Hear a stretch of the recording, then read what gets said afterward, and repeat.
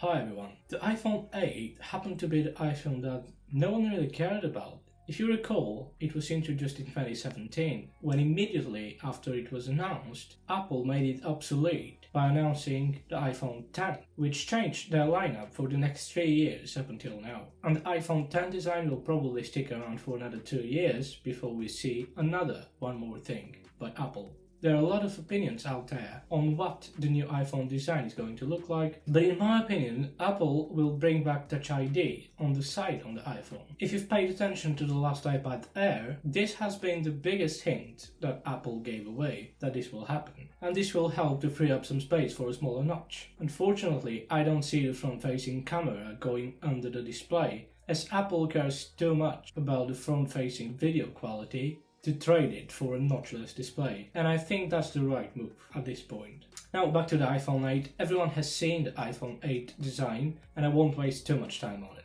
If you've never owned an iPhone like the 6, 7 or 8 series, you've certainly had the chance to play with one, whether it was in store or one of your friends' phones. Hello. The 8 series are very compact and small, which makes them very easy to use with one hand, or almost. Almost, because the combination of glass back and aluminum sides make it so slippery. And it's hands down the most slippery phone I've ever handled. A case is an absolute must here, both for protection and for handling. And the good news is, the phone is so small that even a bulky case won't make it feel very big in the hand. This, together with the 256GB of storage and AirDrop, are the 3 reasons I switched from the Huawei P30 Pro, which I'm using to record this video, to the iPhone 8, and I used the P30 Pro for over 1 year. In my opinion, the Huawei P30 Pro is one of the best smartphones made in the past 2 years. It arguably still has a top 5 camera, and it still has incredible battery life, and of course it has all the bells and whistles you can ask for. So what is it like to go back to an iPhone 8 from the P30 Pro? I'll give you my opinion on this throughout all sections of the review, so please stick around. I'll spend much less time on specs, which you can check with one click on the internet, and I will dedicate more time to my experience of using the phone. I just think that's the true goal of the review, isn't it? I can sit here and read specs for 5 minutes straight, and in the end of the video you'll still be asking yourself whether you should buy the phone or not, which makes the video pointless. So, the display.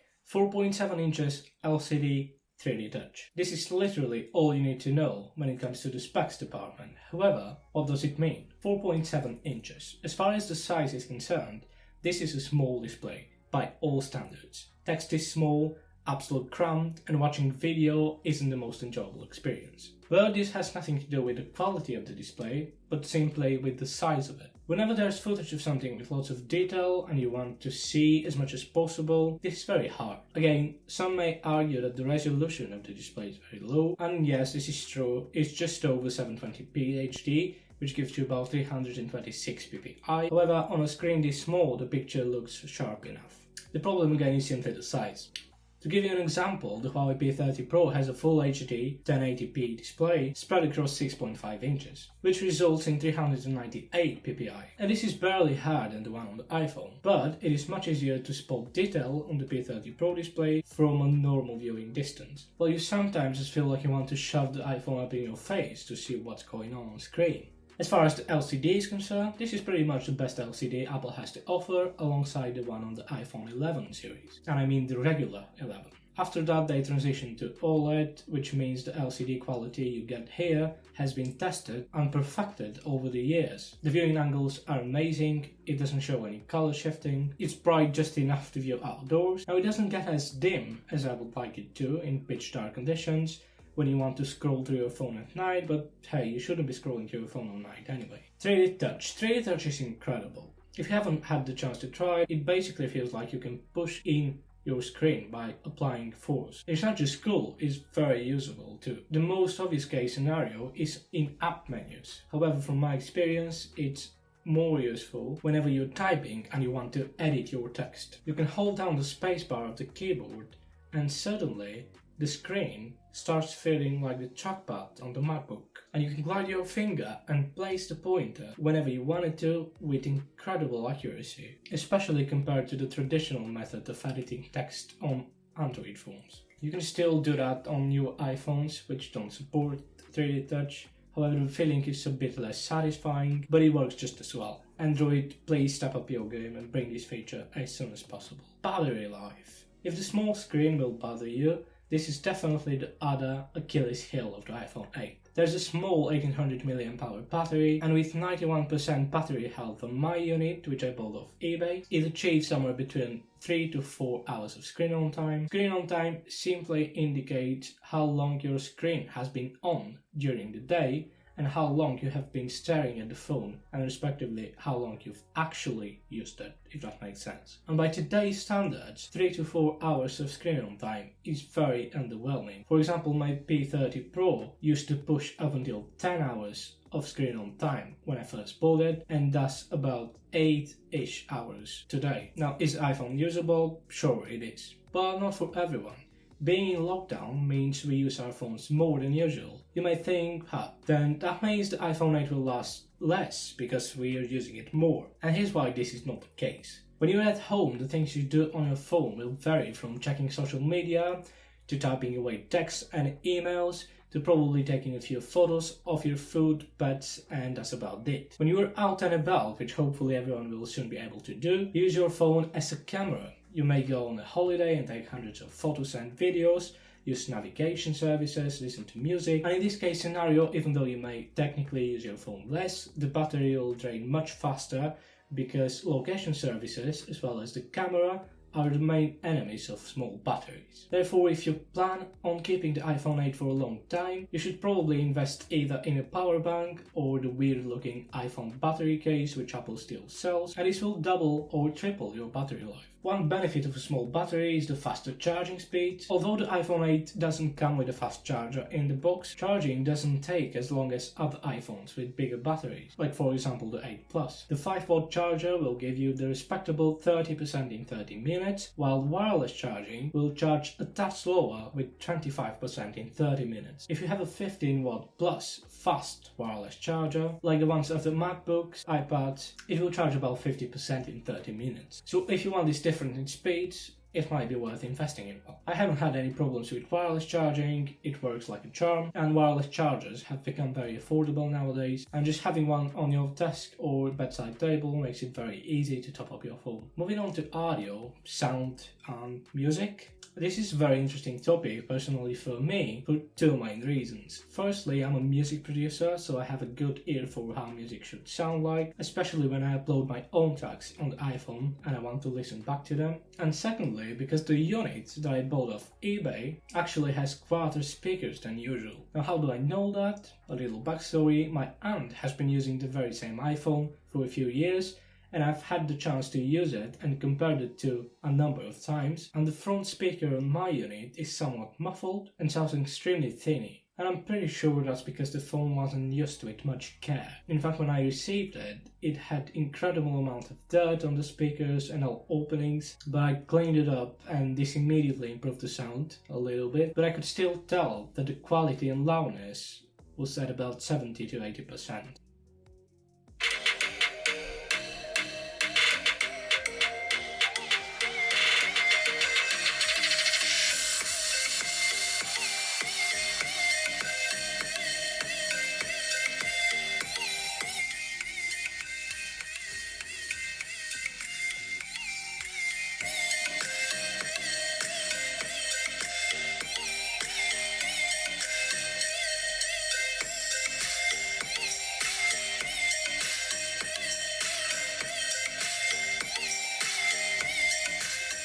The good news is eBay has great protection for buyers, so if I decided to return the phone, this would have been absolutely fine, but I decided to keep it because I was already getting a great deal at €215 for a 256GB iPhone 8. If I'm not wrong, when it launched in 2017, the 256GB version of the iPhone 8 was $850. And yes, my unit has a lot of scratches on the front of the screen, but that doesn't really bother me since when the screen is on, I don't really notice them. So anyway, I decided to let the person who sold me the phone know about the issues with the speakers. I just said, hey, the speakers don't really sound as they should, and this wasn't mentioned in the description, when I bought the phone, and I said I think it's fair if you refund part of my money, otherwise I might have to return the phone. But I wasn't actually going to return it. I would have kept it anyway, but I just tried my luck.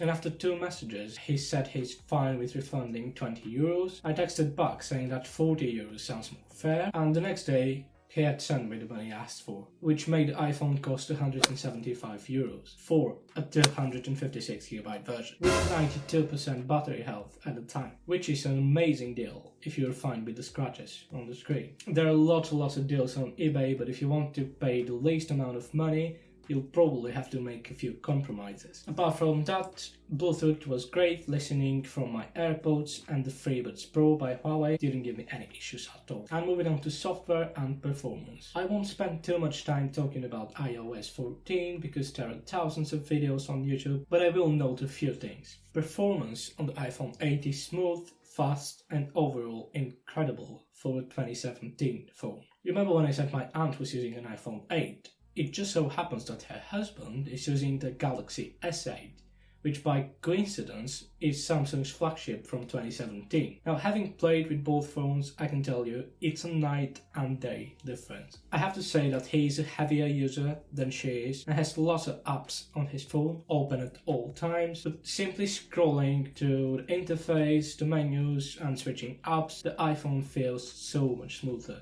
And then my mum uses a Galaxy S9. I know this is becoming like a family phone video, but hey, anyway. So, she uses a Galaxy S9, and I can honestly tell you the iPhone 8, which is a year older, feels smoother and more responsive again. And this is to show how mature, optimized and well integrated iOS is on all the iPhones. And of course, Samsung isn't the only Android brand under the sun, but frankly, I just don't think you'll find any other phone that matches the iPhone software support or performance after 2 to 4 years of use. Onto photo and video quality, the camera on the iPhone is an interesting topic because this was the last iPhone, alongside the iPhone X, that launched without HDR Plus on board. The iPhone 8 and the iPhone X have the exact same main camera. But anyway, HDR Plus is an enhanced version of HDR, just like the one you find on virtually any other phone, including other iPhones. Except HDR Plus works better when it needs to kick in automatically, and on top of that, it also works in video. Now, without exaggerating, HDR Plus is by far the best aspect of the iPhone camera nowadays. Ever since the iPhone XS, which I owned and used for about 3 months before selling it, Apple has been improving it bit by bit with every other iPhone release, and today it easily puts Apple ahead in the video department. Again, I'm saying this as someone who has been using a high-end Android phone like the P30 Pro, which again I'm using to record this video, but anyway, the iPhone 8 doesn't have HDR+. Therefore, the videos are not nearly as balanced as they are on newer iPhones. That being said, they're still excellent if you're willing to adjust the exposure manually before starting to shoot, especially if it's a still video without much movement, like this one. Even if it isn't, the iPhone usually does a very good job at adjusting exposure. It's just that without the HDR+, the difference between the highlights and the shadows is much bigger than on newer iPhones. When it comes to photos, the iPhone 8 is actually brilliant for 2017 iPhone. And if you're willing to toggle the HDR manually. I'd say about 80% of the time you'll get a much better photo with HDR on. HDR on all the iPhones is like a secret weapon. Similar results apply to the iPhone 7, 6S and the old SE. Using HDR on them generally makes the picture and the exposure much better. You'll get very natural colors, great sharpness without any noticeable over-sharpening, which many Android phones tend to do. Now, the biggest caveat, obviously, is the lack of a night mode and any additional cameras. So you get just one good camera and that's about it. The front-facing camera is excellent, again with HDR turned on. It gives you very similar results to the rear camera in terms of processing and makes people look just good. That's one thing I've noticed about an iPhone front-facing camera. Every time I take a photo of myself on an iPhone, I feel that little bit more willing to share it online. And we come on to price. The price of the iPhone 8 is what makes it so easy to recommend. You can find one with an average price of $200, euros or pounds. And again, it will depend on the condition of the body, the battery health, and of course the storage variant. However, they can even be found for as cheap as 150 euros on eBay, which is just a steal. If you plan on using the phone as your main device for the next 2 years and you want to take lots of photos and videos, especially videos, I would recommend getting the 256GB version. If this is not the case, the 64GB version will easily last you for 2 years. Now, if in the end you still want to look for alternatives, if you want to stick to Apple, I would not recommend you getting an older iPhone than the iPhone 8, because they will be significantly slower and will come with less years of software support. The iPhone 6s, for example, has already received its last major update and will not get iOS 15. Then the iPhone 7 will get iOS 15, but will not get iOS 16. While the iPhone 8 is guaranteed to get the next 2 versions of the software. I wouldn't recommend the iPhone 10 to anyone because it feels a lot like the iPhone 8, except at a higher price. It has the same camera as the iPhone 8, it has the same processor as the iPhone 8, and it generally just works the same as the iPhone 8, with one exception, which I will talk about in just a minute. Of course, it does have that updated design, and if you really want that, that's the cheapest iPhone with a new design you can get. If you want a newer iPhone design, I think the XS is the one you should probably go for, as it has HDR+.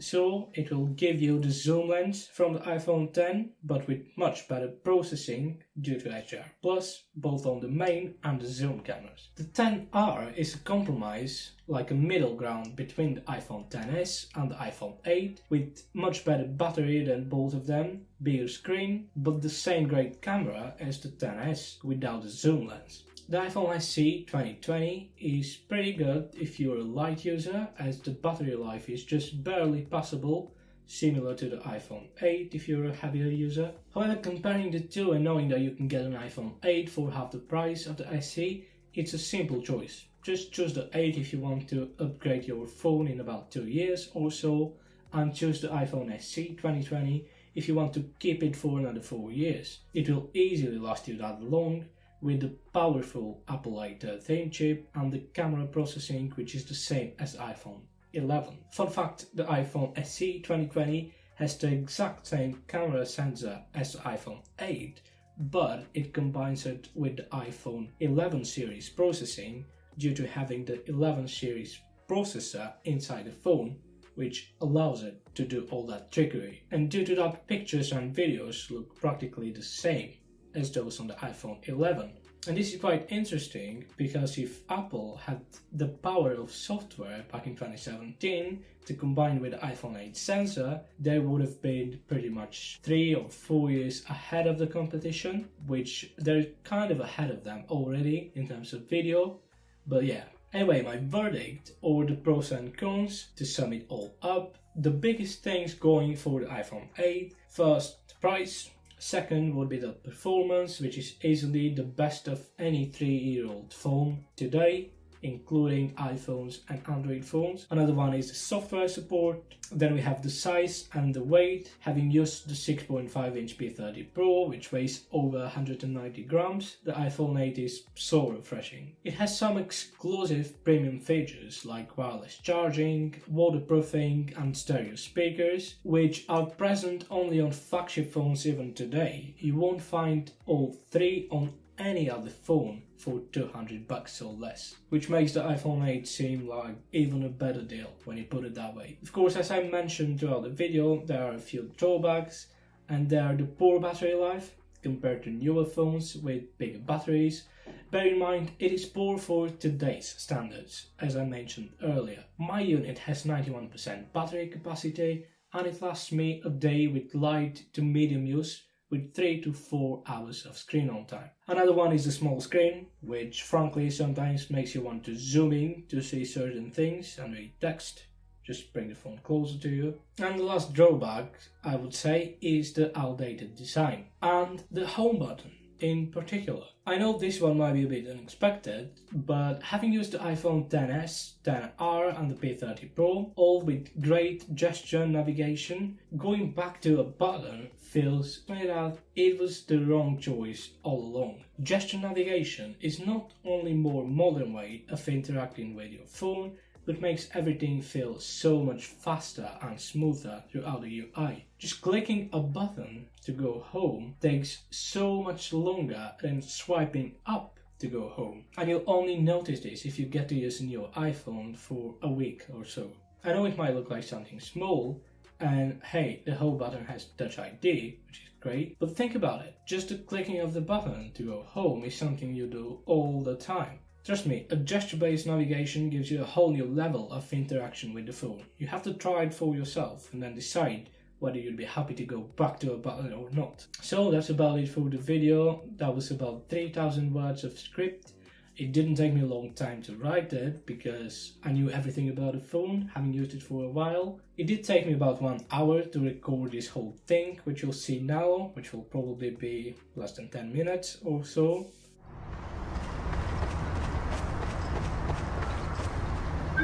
Nope.